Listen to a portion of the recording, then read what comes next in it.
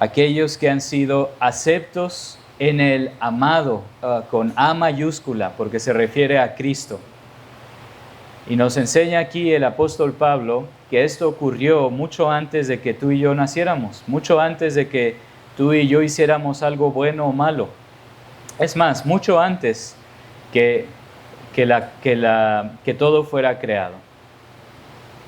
Dios nos escogió, dice aquí la palabra, antes de la fundación del mundo. Y lo hizo para alabanza de la gloria de su gracia. Esto ocurrió en la eternidad pasada, antes del tiempo, como dicen los teólogos, en el eterno consejo de Dios, en ese pacto de redención entre el Padre y el Hijo. Él escogió a un pueblo en el que eligió amarlo, mostrarles misericordia, separarlo para Él mismo en Cristo.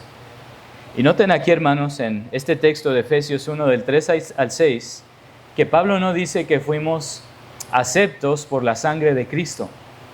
No dice que fuimos aceptos por la justicia de Cristo, aunque eso es verdad.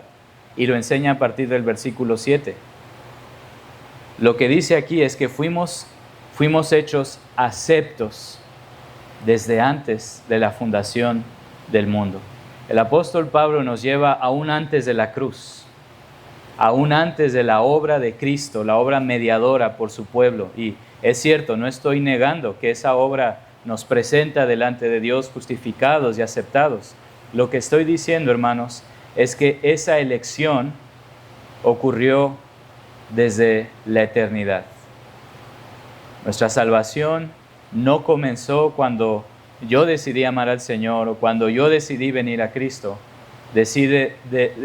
Inicia desde el eterno propósito de Dios antes del tiempo. Ahora, en segundo lugar, dice que son aquellos que han sido aceptos en el amado. Y eso se refiere a la elección de Dios, a la predestinación, el decreto de Dios.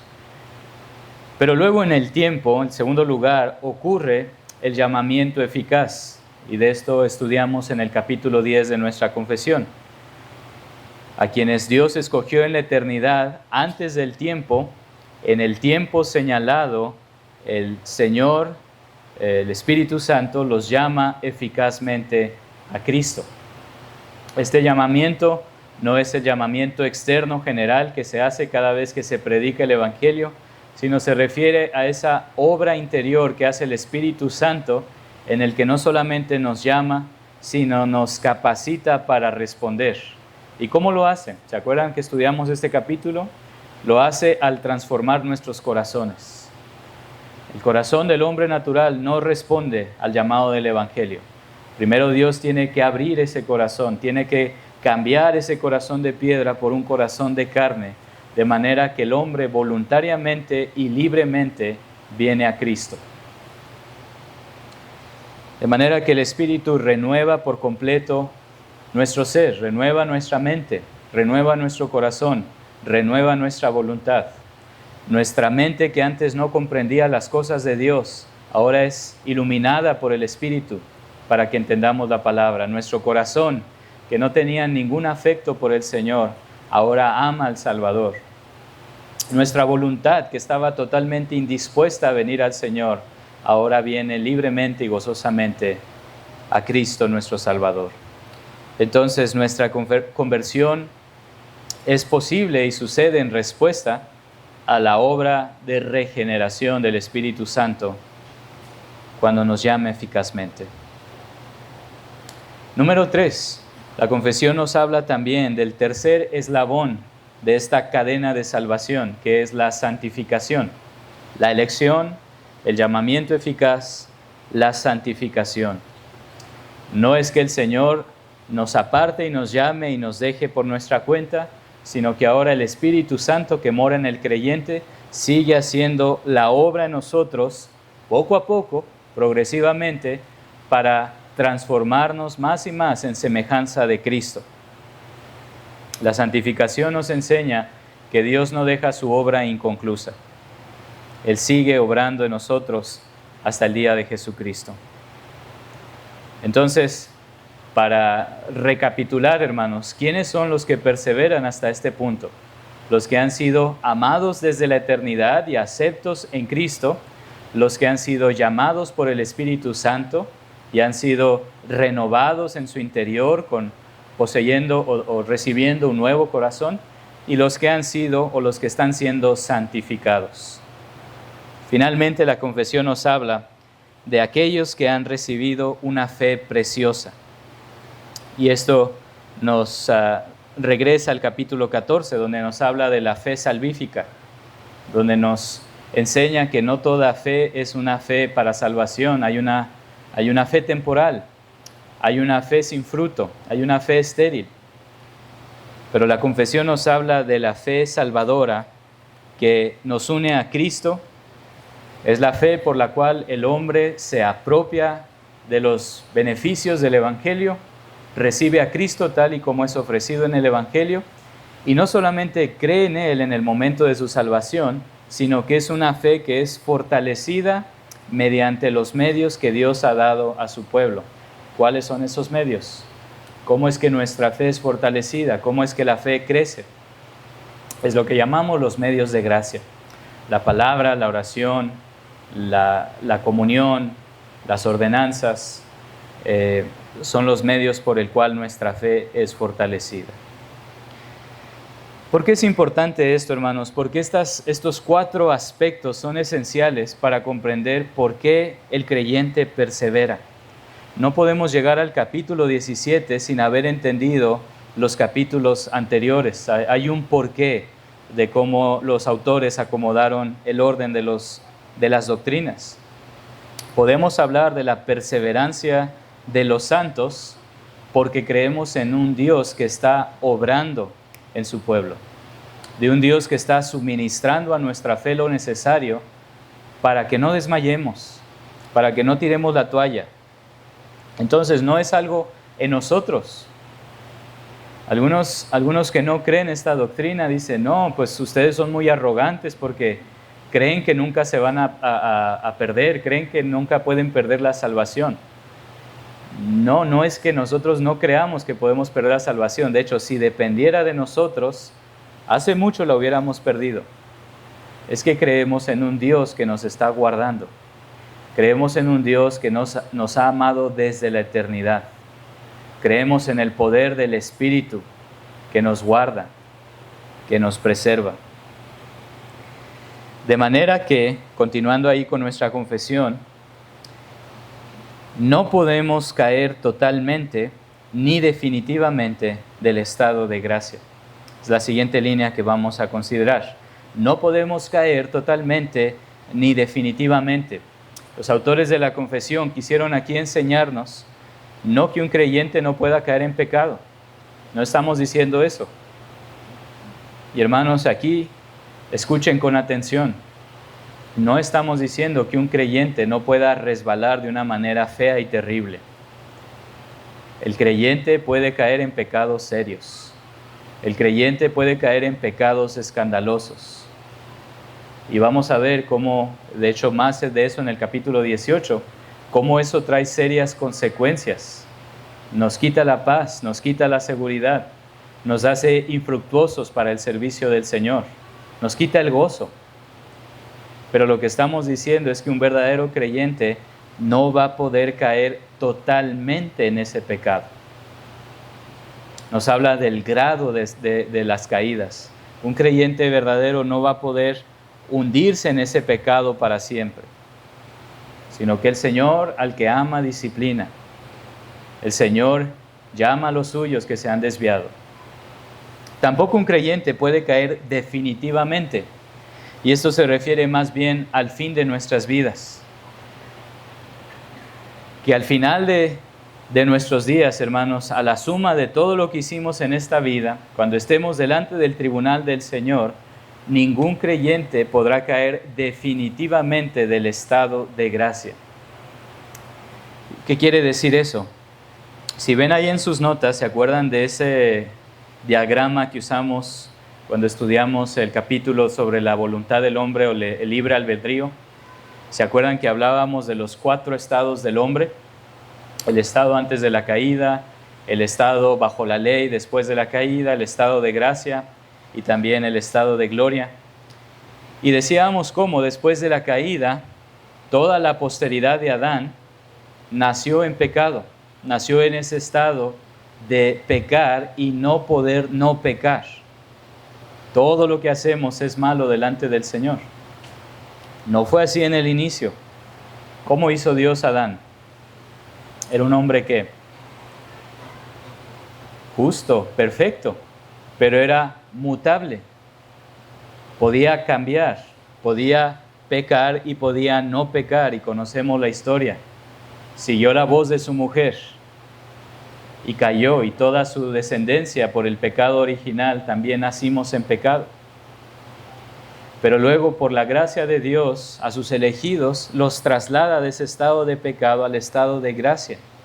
Y lo que nos enseña aquí nuestra confesión, toma ese vocabulario del capítulo 9 y nos enseña, si ven ahí su gráfica, nos enseña, hermanos, un verdadero creyente no va a poder regresar a ese cuadrito del estado de pecado. No puede regresar. La diferencia entre nuestro estado, aquellos que hemos creído en Cristo, que estamos bajo la gracia de Dios, y Adán, es que Adán sí podía cambiar de ese estado. El creyente no.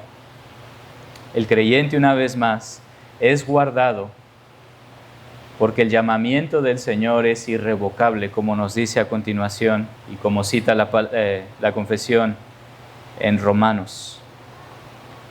Es sobre este fundamento que la confesión nos enseña que los creyentes perseverarán hasta el fin. Lo cual nos lleva, hermanos, a la segunda pregunta. ¿Por qué sabemos que perseveraremos? ¿Porque somos supercristianos? ¿Porque tenemos un propósito muy firme de que no nos vamos a volver al mundo?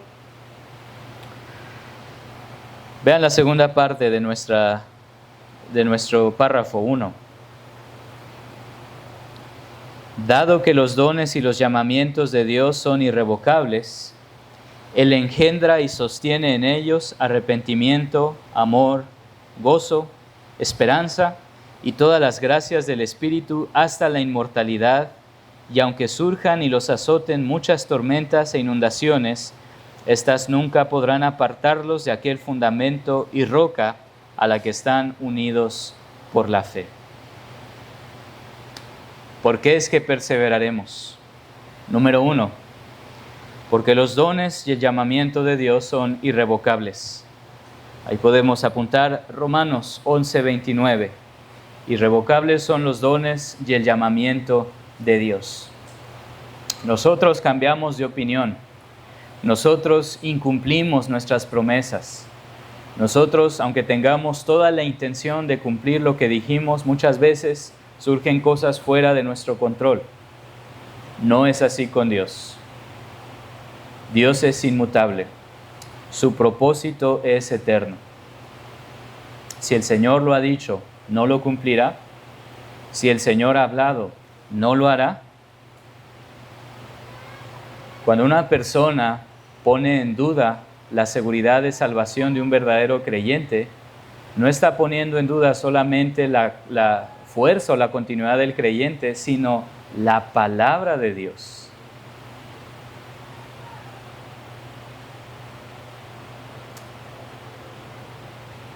Le decía a mi esposa esta semana, yo creo que a veces cuando los arminianos hablan de que la salvación se puede perder, en el mejor de los casos tienen una intención noble de que el cristiano cuide su salvación.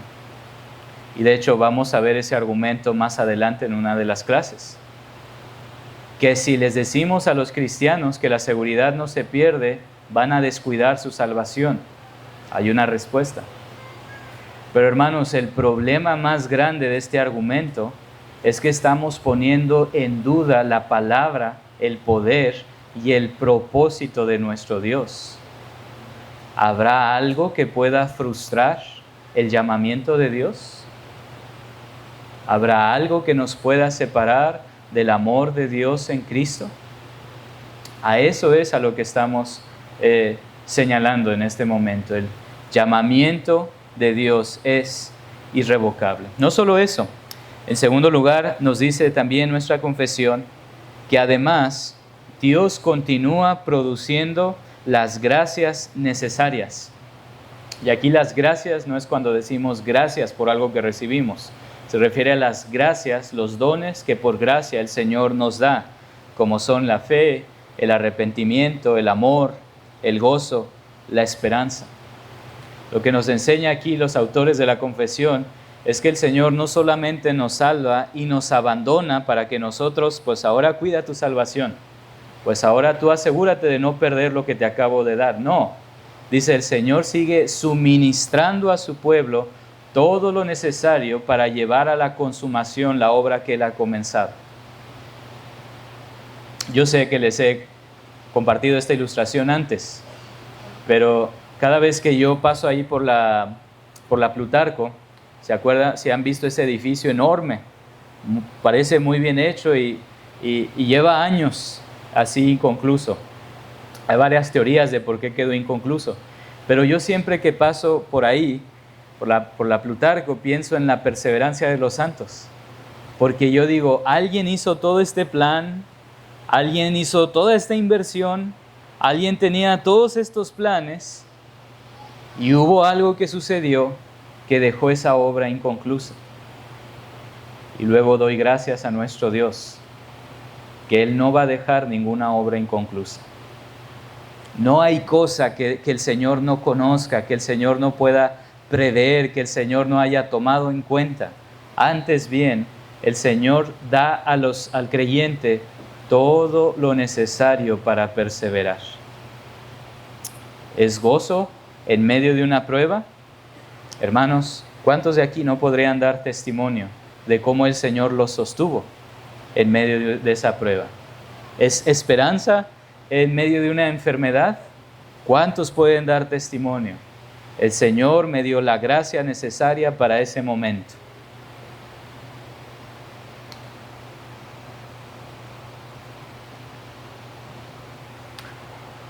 Nos habla en la última parte de este párrafo de 3 enemigos, de 3 pruebas, de tres cosas que amenazan la perseverancia de los santos.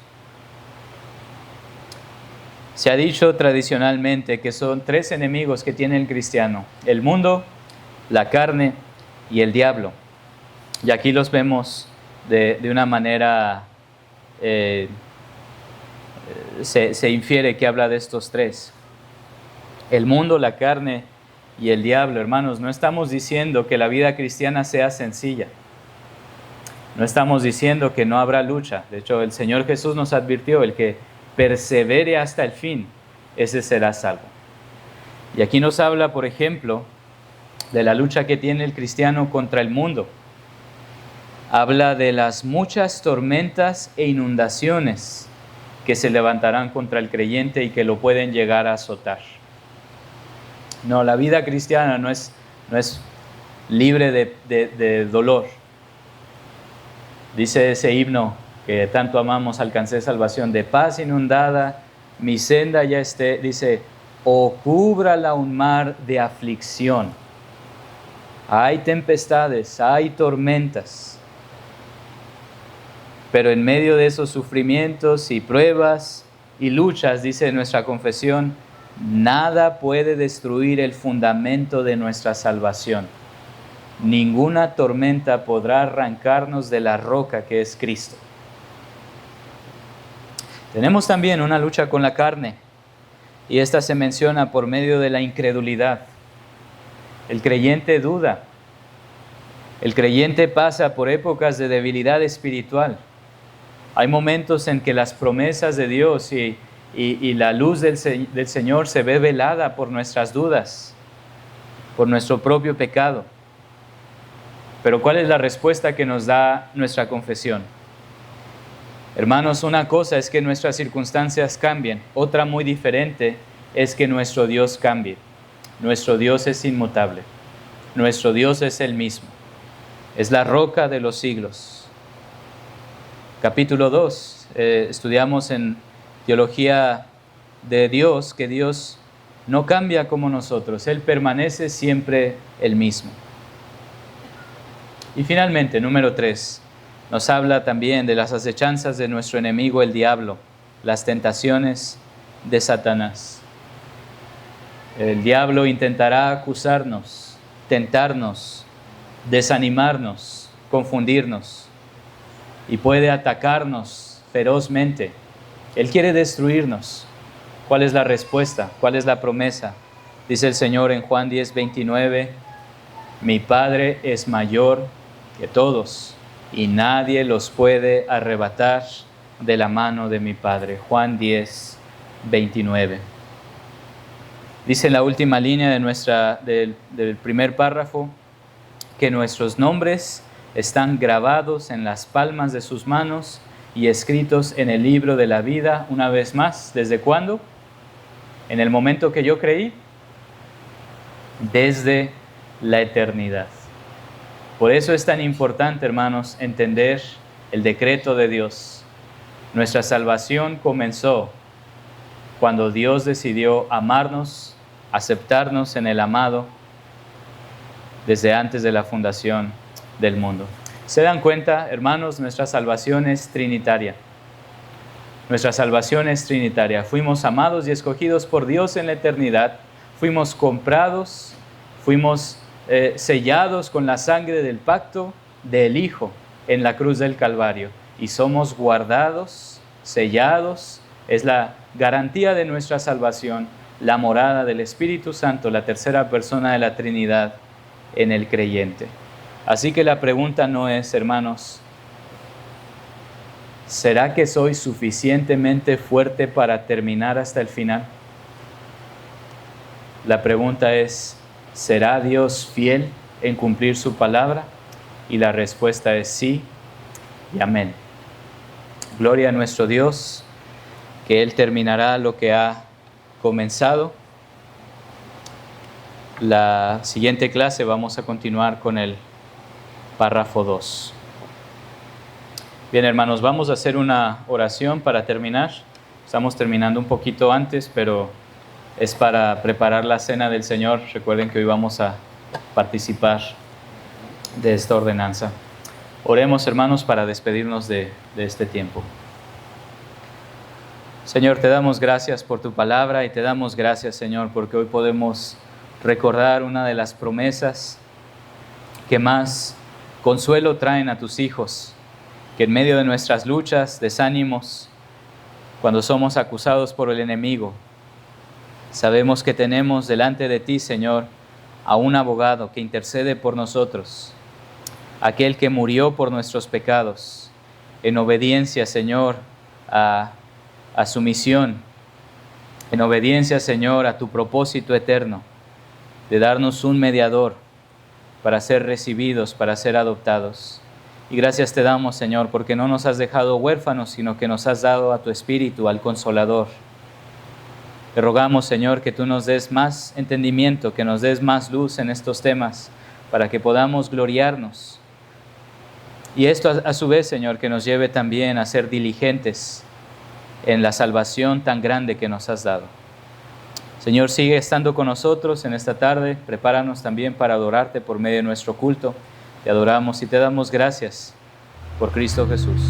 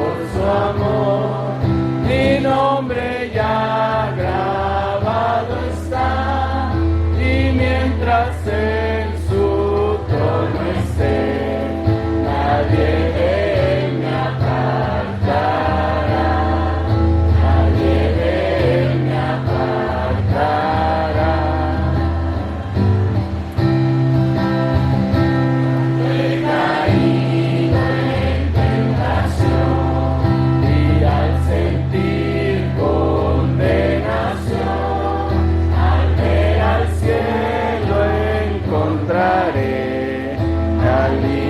inocente que murió, y por su muerte el Salvador ya mi pecado perdonó, pues Dios el justo aceptó su sacrificio hecho por mí, su sacrificio hecho por mí. Aquí el Cordero Redentor, quien al morir resucitó, el inmutable, el gran yo soy, el Rey de gloria y majestad. Unido a Él no moriré, pues con su sangre me compró. Mi vida escondida está en Cristo Dios mi Salvador, en Cristo Dios mi Salvador. Unido a Él no moriré, pues con su sangre me compró. Mi vida escondida está en Cristo Dios mi Salvador, en Cristo Dios mi Salvador, Cristo Dios mi Salvador.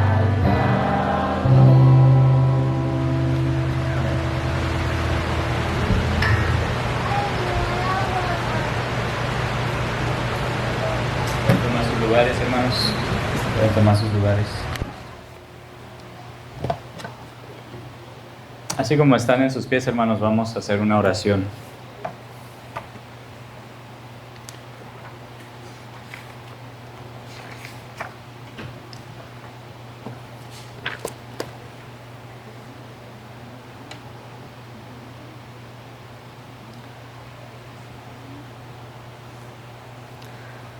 Señor nuestro, confesamos nuestra debilidad, nuestro cansancio.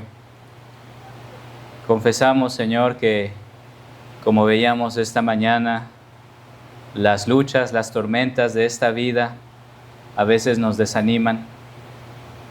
Pero te pedimos, Señor, que hoy podamos poner nuestros ojos en Cristo, que podamos consolarnos y animarnos en su venida, que tu pueblo hoy pueda gozarse en que un día le veremos venir entre los cielos de una manera visible, de una manera pública, de una manera corporal, para juzgar a vivos y muertos. Y ese día toda rodilla se doblará y toda lengua confesará que Cristo es Señor. Oramos en su nombre, Padre, que tú fortalezcas a tu pueblo ahora por medio de tu palabra, que nos edifiques, que alimentes nuestra fe, Señor, y sobre todo que tú recibas la gloria por este mensaje. Te lo pedimos en Cristo Jesús. Amén. Pueden tomar sus lugares, hermanos, y vamos a abrir nuevamente nuestras Biblias ahí al libro de Esther, capítulo 2, la última parte del capítulo 2.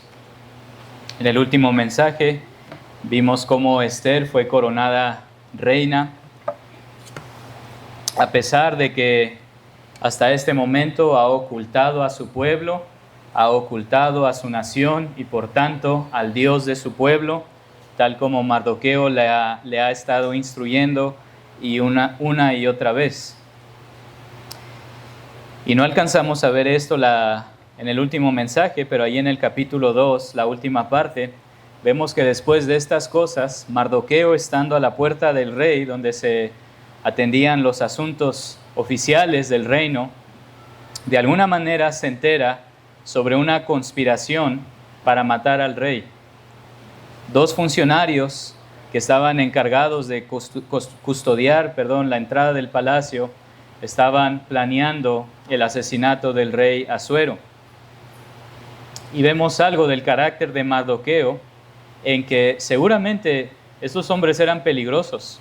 Uno se puede imaginar, si hay dos hombres que están planeando la muerte del rey, uno seguramente no quiere meterse con ellos. Y sin embargo, Mardoqueo fielmente y valientemente comunica esto primero a Esther para que Esther a su vez se lo diga al rey Asuero. Y parece que de una manera sin mayor importancia, de una manera muy incidental, esto queda grabado en las crónicas del reino, allá al final del capítulo 2. En ese entonces era costumbre recompensar de una manera generosa a aquellos que mostraban su lealtad al rey. Sin embargo, eso no es lo que vemos que sucede en el capítulo 3. Vean cómo comienza el capítulo 3. Después de estas cosas, el rey Asuero engrandeció a Amán, hijo de Amedata, el agageo. Ahora, para nosotros puede que no sea tan claro, pero para la primera audiencia, para los judíos, la ironía era muy clara. Ellos estaban esperando que lo siguiente que dijera el texto es: y Mardoqueo fue recompensado. Y Mardoqueo fue recompensado. Y en cambio aparece el nombre de Amán. Y no solamente que es otro nombre, otro hombre, pero además se nos dice que era hijo de Amedata, el agageo. No Mardoqueo, sino Amán. No se nos da mayor explicación. No se nos dice cómo fue qué méritos tenía Amán, qué hizo para ser engrandecido. Pero transcurren aproximadamente 5 años entre lo que vemos en el capítulo 2 y lo que vemos en el capítulo 3. Y lo único que sabemos es que no es Mardoqueo quien está siendo recompensado, sino Amán, el agageo. A partir de aquí el autor va a empezar a referirse a Mardoqueo como el judío y a Amán como el agageo. Y esto también es muy significativo, porque todo judío entendía que había una enemistad de años entre los judíos y los agageos, o los amalecitas, que vendrían antes. ¿De dónde vino esta rivalidad? ¿De dónde vino este trato hostil entre judíos y amalecitas? Bueno, para eso tenemos que regresar en nuestras Biblias hasta el libro de Éxodo. Pueden buscar ahí capítulo 17. Y vemos a partir del versículo 8 que apenas Israel había salido de Egipto, fue precisamente Amalek, la primera nación o el primer pueblo que atacó a Israel en Refidim. De manera que al final de esta porción, del 8 al 16, el Señor declara que a partir de aquí habría guerra contra Amalek de generación en generación. De ahí brincamos al primer libro de Samuel, primero de Samuel, capítulo 15, versículos 1 al 9. Vemos ahora cómo Saúl es el rey en Israel y es llamado a ejecutar juicio contra esta misma nación, los amalecitas. Y conocen la historia, Saúl obedeció a medias, porque la instrucción era acabar con todos. Y sin embargo, Saúl perdona la vida de su rey Agag y además conserva lo mejor de los animales. Es ahí que Samuel le dice a Saúl que obedecer es mejor que los sacrificios. Primero de Samuel 15, 22 al 23. Y luego le dice: porque tú has desechado la palabra del Señor, Él también te ha desechado a ti para que no seas más rey. Y finalmente es Samuel quien ejecuta a Agag delante del Señor. Bueno, hermanos, ese es un brevísimo trasfondo, pequeño contexto histórico del conflicto que ahora vemos, volviendo aquí a Esther, capítulo 3, esta referencia intencional del autor de hablar de Mardoqueo como Mardoqueo el judío y Amán como el agageo, que venía de los amalecitas, y de hecho van a ver que más adelante incluso se le llama Amán enemigo de los judíos. Es a propósito que encontramos esto una y otra vez. Y ahora aquí están Mardoqueo y Amán frente a frente, reavivando esa antigua enemistad entre Israel y Amalek. Volviendo a esto, pensando esto, volvamos a Esther capítulo 3, versículo 1 en adelante hasta el versículo 5. Aquí es donde nuestra historia realmente presenta la primera tensión. Todo lo que hemos visto hasta este punto es solo introducción. Dice ahí, todos los siervos del rey que estaban a la puerta del rey se inclinaban y se postraban ante Amán, porque esto es lo que el rey había ordenado. Pero luego nos dice el versículo 2 que Mardoqueo ni se inclinaba ni se postraba. Todos obedecían, todos mostraban su reverencia, excepto uno, Mardoqueo. Mucho se ha escrito sobre los motivos. Algunos dicen que Mardoqueo mostró aquí un celo al Señor. Algunos dicen que más bien era el orgullo de Mardoqueo. Lo cierto es, hermanos, que el texto no nos dice que el postrarse ante Amán constituyera un acto de adoración. De hecho, hay varias otras referencias donde vemos que los israelitas se inclinaban de manera reverente, de manera respetuosa ante una autoridad. David mismo, por ejemplo, vemos que se postra ante Saúl. No podemos juzgar el corazón de Mardoqueo. Yo no me aventuraría a decir por qué no se inclinaba. Podría ser por un acto de fidelidad al Señor, podría ser un resentimiento étnico, podría ser el puro orgullo de Mardoqueo. No vamos a juzgar su corazón. Lo cierto es, hermanos, que muchas veces decimos cosas aparentemente por un celo de convicción cuando detrás hay un orgullo personal. Y eso se ve muchas veces porque cuando realmente tenemos que defender algo que es de primera importancia, tendemos a negociarlo. Yo sé que medio ya estoy inclinándome una postura. Pero hermanos, el hecho es que Mardoqueo, que por tanto tiempo le dijo a Esther, no reveles tu identidad, no reveles tu identidad, no digas de qué pueblo eres. Curiosamente, ahora cuando los siervos del rey de Amán le dicen, ¿por qué no te inclinas? Él mismo revela, porque soy judío, porque soy judío. Irónicamente, si tenía este celo de ser judío, hubiera sido apropiado que él estuviera con el pueblo en Jerusalén cuando Ciro permitió que regresaran a reedificar las murallas, pero no estaba ahí Mardoqueo. Podría estar también ahí en Jerusalén preparándose para celebrar la Pascua, pero no estaba ahí celebrando las fiestas de los judíos. Sin embargo, cuando era hora de postrarse ante Amán, esta es su razón. No lo hago porque soy judío. Algunos siervos quieren hacer entrar en razón a Mardoqueo y dice que día tras día le animaban, pero él seguía en la misma postura, hasta que finalmente se lo hacen saber a Amán y él lo quiere ver con sus propios ojos. Imagínense la escena. Ahora sabe que hay un hombre que no se está postrando y él a propósito entra, uno tras uno se postran, pero hay uno que permanece en pie. Y cuando finalmente llega delante de Mardoqueo, yo me imagino que se ven cara a cara. Este me está desafiando, me está retando. ¿Qué va a hacer Amán? ¿Una multa? ¿Despedirlo de su trabajo? ¿Ponerle un castigo ejemplar? Aparentemente no hace nada en el momento, pero eso nos lleva a nuestro segundo encabezado. Versículo 6 hasta el versículo 15 podemos titular esta porción, el plan de Amán. El plan de Amán.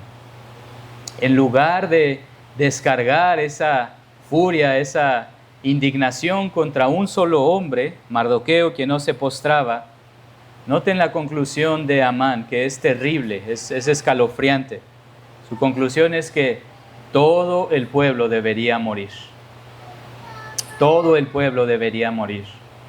Hermanos, a veces hablamos de la doctrina de la depravación total Y una de las cosas que enfatizamos es que la depravación total no quiere decir que el hombre es tan pecador como podría llegar a serlo.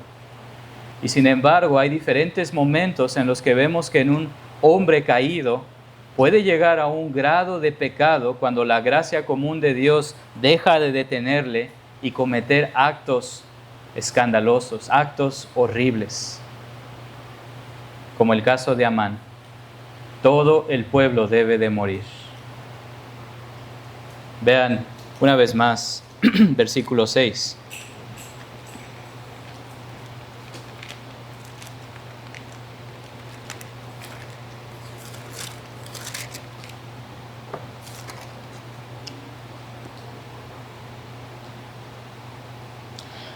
Desde el versículo 5, cuando Amán vio que Mardoqueo no se inclinaba ni se postraba ante él, Amán se llenó de furor. Y él no se contentó con echar mano solo a Mardoqueo, pues le habían informado cuál era el pueblo de Mardoqueo. Por tanto, Amán procuró destruir a todos los judíos, el pueblo de Mardoqueo, que estaban por todo el reino de Asuero. Yo no sé si entendemos, hermanos, lo que está ocurriendo aquí. Va a sonar extraño, pero digamos que un presidente, una autoridad está en otro lugar, visitando por algún motivo, y estando en ese otro país, alguna persona va y le señala y le dice, yo no estoy de acuerdo con usted, no me gusta su política o algo así. Y este hombre, en lugar de tratar este asunto de una manera decente, investiga de dónde es este hombre y dice, bueno, pues nuestra nación va a declarar la guerra contra este pueblo y voy a armar todo mi ejército contra esta nación.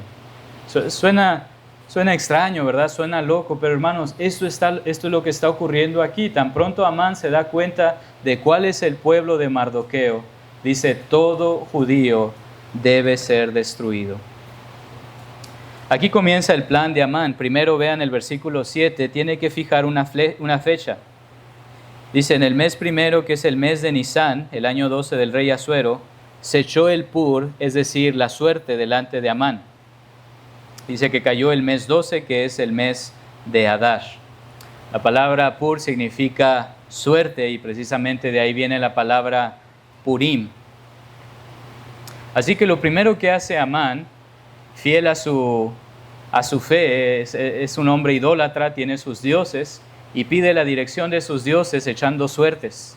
Él cree que está buscando la dirección de sus deidades.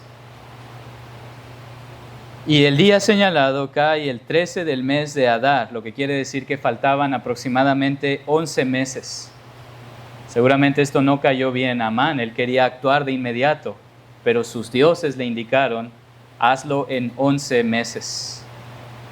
Ahora que tiene la fecha, versículo 8, entre 8 y 11, se presenta ante Asuero. Y noten cómo es astuto en la manera que presenta su caso delante de Asuero, versículo 8 hasta el 11. Le dice, hay un pueblo, no dice qué pueblo, hay un pueblo esparcido y diseminado entre los pueblos de todas las provincias de su reino. Sus leyes son diferentes de las de todos los demás pueblos y no guardan las leyes del rey. Así que no conviene al rey dejarlos vivos. Si al rey le parece bien, que se decrete que sean destruidos y yo pagaré 10,000 talentos de plata, irán a los tesoros del rey. Versículos 8 y 9. Cada parte del plan de Amán podemos ver que está cuidadosamente diseñado para engañar. Primeramente, como dije, no habla de este pueblo, oculta quién es este pueblo. No dice son los judíos, simplemente dice hay un pueblo, como si fuera un pueblo anónimo sin importancia. Luego, en segundo lugar, convierte las diferencias particulares de este pueblo en una amenaza política. Dice que ellos tienen leyes que son distintas y que pueden ser una amenaza para el reino de Asuero. No da argumentos, no dice cuáles son estas leyes, no sustenta lo que dice con hechos, Simplemente dice, tienen diferencias culturales. Si ustedes se acuerdan, hermanos, cuando estudiamos el libro de Esdras, decíamos que algo particular del reino de Persia era que era bastante tolerante a las diferencias culturales de las naciones. No querían juntarlas todas bajo las leyes y costumbres de Persia, sino que permitían hasta cierto grado que conservaran algunas de sus costumbres.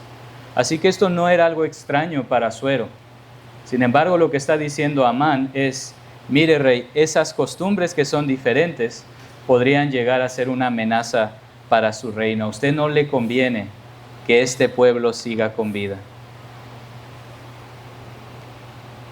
Y finalmente, para cerrar su caso, le ofrece una suma económica. Le ofrece 10,000 talentos de plata. Algunos calculan que llegarían a ser unas 300 toneladas de plata. Una cantidad increíble. No sabemos si Amán realmente tenía esa cantidad, si solo lo estaba poniendo ahí o si esperaba saquearlo de los judíos que iba a exterminar. Pero de esta manera concluye su plan. El pueblo es peligroso, es una amenaza, no hay ningún beneficio en que ellos sigan con vida, y además si los destruimos, esto traerá riquezas al tesoro real.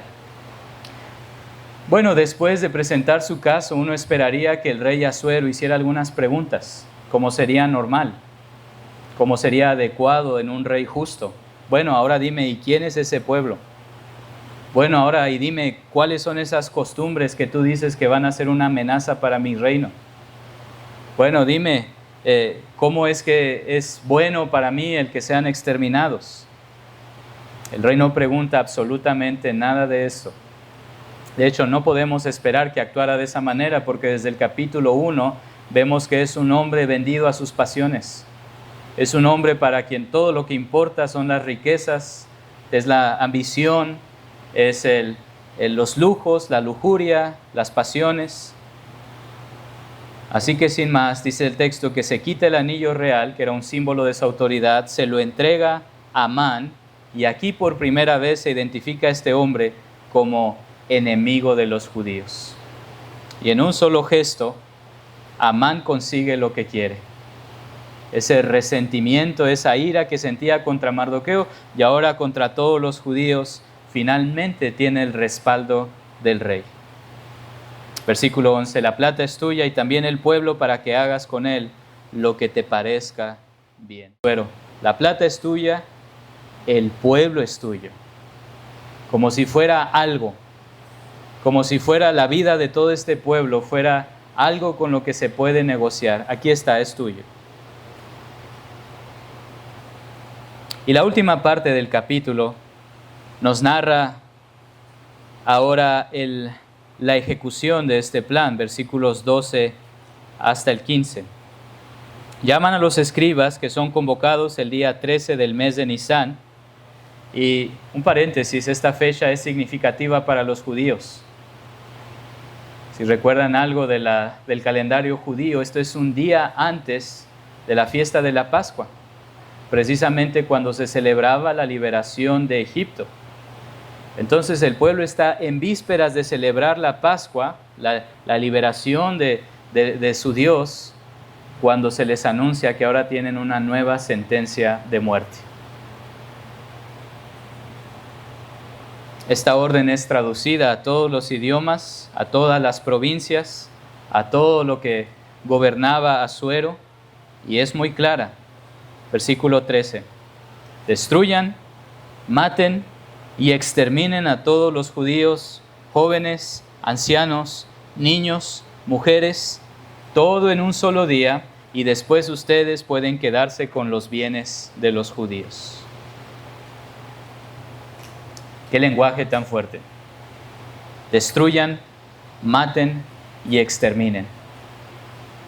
Bórrenlos de la faz de la tierra. Al pueblo judío, al pueblo del pacto, al pueblo por medio de quien Dios hizo la promesa que de la descendencia de este pueblo serían benditas todas las naciones. Esa promesa de Génesis 3:15, de aquel que de la simiente de la mujer vendría uno que aplastaría la cabeza de la serpiente, aquel que ocuparía el trono de su padre David. Ahora está a punto de ser exterminado este pueblo. ¿Dónde están, Señor, tus promesas? ¿Dónde está tu palabra? Y de esta manera cierra nuestro capítulo, versículo 15. Y el rey y Amán, fíjense qué impactante, el rey y Amán se sientan a beber mientras la ciudad de Susa está consternada. Parece como de película. Dos hombres acaban de ordenar el exterminio de todo un pueblo y después se sientan a beber. Y la ciudad está consternada. Parece que había cierto favor para los judíos, al grado que la ciudad no celebra, sino que están consternados.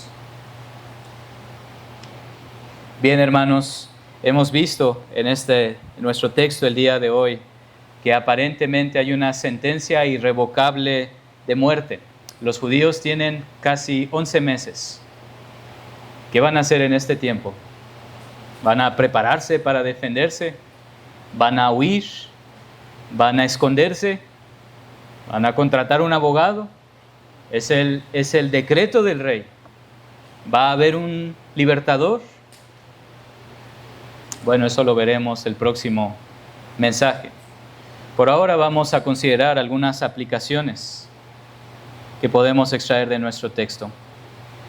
Número 1, hermanos, aprendemos que el hombre hace sus planes, que el hombre echa sus suertes, que el hombre hace sus pasos, pero al final la decisión pertenece al Señor. Al final la decisión pertenece al Señor. Dice Proverbios 16:33, la suerte se echa en el regazo, pero del Señor viene toda decisión. Desde el momento que Amán consulta a sus dioses y echa las suertes y le indican que tiene que esperar 11 meses, seguramente él pensó, ¿por qué 11 meses? Bueno, es lo que dicen los dioses. Y realmente el pueblo judío no podía hacer mucho en esos 11 meses. Realmente, ¿cómo podían prepararse? Más bien eran 11 meses de agonía, 11 meses de terror. Todo el pueblo, todo el resto del imperio sabía de este decreto y tenían 11 meses para prepararse. Ahí está mi vecino judío, ahí está esa familia, seguro en cuanto sea hora voy tras ellos. Sin embargo, Amán y Asuero se olvidaban que el pueblo judío no estaba en las manos de Amán ni de Asuero. No le pertenecían ni a Amán ni a Asuero. Amán podía echar suertes, pero el resultado es del Señor. Asuero podía firmar un decreto, pero el reino es de Dios. Y hermanos, nosotros muchas veces podemos sentirnos que estamos en las manos de autoridades, de gobernantes, de otras personas que tienen poder sobre nosotros y que estamos destinados a cumplir lo que ellos deciden, lo que ellos hacen. Y así hay personas que pueden entrar en depresión, pueden perder su paz por tal autoridad, por tal gobernante, por tal situación. Aún por nuestro enemigo el diablo, quien es el príncipe de esta tierra. Podemos decir, ¿a dónde va este mundo? ¿Qué está pasando? No hay orden, no hay control. Pero nuestro Señor Jesucristo nos enseña, no teman. No teman al que mata el cuerpo, porque no puede matar el alma. Mateo 10:28. Más bien teman a aquel que puede hacer perecer tanto el alma como el cuerpo en el infierno. No teman al que puede matar el cuerpo. Por cierto, no es que no nos puedan hacer daño. Eso no es lo que está diciendo la palabra. Ciertamente podemos padecer mucho a manos de hombres pecadores, a manos de gobernantes tiranos. Ciertamente puede ocurrir. Lo que nos enseña la palabra es que a lo último, ni un solo cabello de nuestra cabeza caerá si el Señor no lo permite. Estamos en las manos del Señor. Estamos en el cuidado del Señor. Aun si el libro de Esther no menciona explícitamente que Dios está orquestando todas estas cosas, podemos mirar con los ojos de la fe a nuestro Dios reinando y gobernando, aún en medio de conspiraciones terribles, pecaminosas, de hombres como Asuero y Amán. Hermanos, nada ocurre fuera de la providencia de Dios. Nada ocurre fuera de su providencia. Que podamos estar firmes, confiados, como viendo al invisible. Podamos orar a nuestro Dios y esperar confiadamente, sabiendo que el resultado es de nuestro Dios. En segundo lugar, consideremos, hermanos, a un mejor y verdadero rey, que ni siquiera tiene comparación con Asuero. Noten que todo lo que hemos visto hoy proviene de que Amán quería que todos se inclinaran delante del rey, o delante de él. Y tan solo un hombre se negó a postrarse, despertó un orgullo, una furia en Amán, que quiso provocar la muerte de todo un pueblo. Ahora toda la Biblia nos apunta a Cristo, ¿no es cierto? Porque hay un solo autor. Y toda la Biblia nos habla y se cumple en Cristo. Otro rey que en su nacimiento también provocó el temor y fue visto como una amenaza ante otro rey, Herodes, ¿lo recuerdan? Cuando el Señor nació y le dijeron que había nacido un rey, se turbó, se enojó y también mandó matar a una gran multitud, a todos los niños de 2 años para abajo. Mientras Amán utilizó su poder para causar la muerte de muchos, el Rey Jesús entregó su vida para salvar a muchos. Mientras Amán ofreció una gran cantidad de plata para destruir a un pueblo, Cristo ofreció su sangre para redimir a un pueblo. Y mientras este hombre está enojado porque un solo hombre no quiere postrarse delante de él, hay un rey, el Rey Jesucristo, quien declara la Escritura que toda rodilla se doblará delante de él y toda lengua confesará que Él es Señor. ¿Por qué? Porque Él es digno. Porque Filipenses 2 nos enseña que siendo Dios, no estimó el ser igual a Dios como algo que aferrarse, sino que en obediencia al Padre vino como un siervo, se humilló hasta lo sumo y fue obediente hasta la muerte y muerte de cruz. Pero Dios no lo abandonó en el sepulcro, sino que al tercer día resucitó y le dio un nombre que es sobre todo nombre. Y este mismo Rey es quien ofrece salvación el día de hoy. Tú dices, ¿de qué estás visitándonos o estás aquí sin Cristo? ¿De qué necesito ser salvo? ¿Por qué necesito ser salvo? Yo no soy una persona mala como este hombre que acabamos de leer que quería la muerte de todos los judíos. Yo no he hecho, ni siquiera he matado a alguien. Querido amigo, pero la Biblia nos enseña que el mismo corazón homicida está en ti. Quizás no ha llegado a ese extremo. Por la gracia común del Señor no has llegado a esos niveles. Pero también tu corazón guarda resentimiento. También tu corazón mata a otros en tus pensamientos con tus palabras. También tu corazón que se rehúsa a perdonar muestra el mismo resentimiento de Amán. Y dice la Biblia que la paga del pecado es la muerte. Pero Jesucristo vino a perdonarnos y a darnos vida, y lo hizo ocupando el lugar que tú y yo merecíamos en la cruz del Calvario, recibiendo sobre sí mismo el castigo por nuestros pecados. Él murió voluntariamente para llevar sobre sí, para tomar él mismo la copa de la ira del Padre.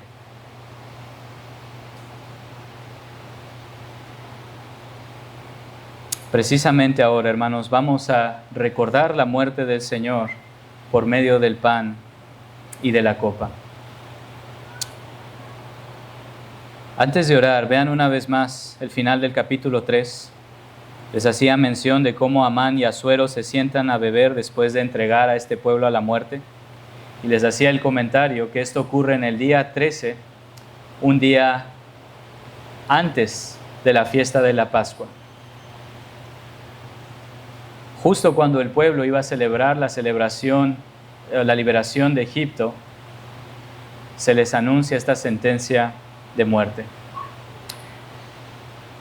Bueno, hermanos, muchos años después, en otra víspera antes de la Pascua, el Señor Jesús con sus discípulos, preparándose también para celebrar la Pascua, tomó el pan y tomó la copa, pero no lo hizo para entregar a un pueblo a la muerte, sino para anunciar que Él mismo iría a morir para que nosotros tuviéramos vida. Ahí en Susa, 2 hombres toman para pactar la muerte de otros. En la cena del Señor, el Señor nos invita a nosotros a tomar el pan y la copa para recordar que Él por su muerte nos dio vida. Gloria a nuestro Señor Jesucristo, nuestro verdadero Rey, nuestro verdadero Salvador. Vamos a orar y pedir al Señor que bendiga este pan y esta copa antes de pasarla. Oremos. Señor, queremos darte gracias por tu palabra. Queremos darte gracias por el consuelo y la paz que tenemos al recordar que tú estás en tu trono y que gobiernas sobre todas las cosas. Que ninguno de tus propósitos puede ser frustrado. Aún hoy en día, Señor, hay asueros, hay amanes en el poder que nos turban, que traen también preocupación entre el pueblo. Pero Señor, ayúdanos a ver que tú estás sentado en tu trono, que todo lo que ocurre es conforme, Señor, a tu justicia, a tu sabiduría, para tu gloria y para nuestro bien. También pedimos, Señor, que tú nos perdones cuando el mismo corazón de Amán, orgulloso, con resentimiento, actúa en nosotros. Perdona, Señor, el corazón homicida, perdona nuestras palabras. Ayúdanos a ser prontos para reconciliarnos, para perdonarnos unos a otros. Y te damos gracias, Señor, por nuestro precioso Salvador Jesucristo, nuestro Rey, quien siendo Dios se humilló, tomó nuestro lugar. Gracias porque hoy podemos celebrar, proclamar su muerte. Y gracias porque también podemos hoy esperar su venida.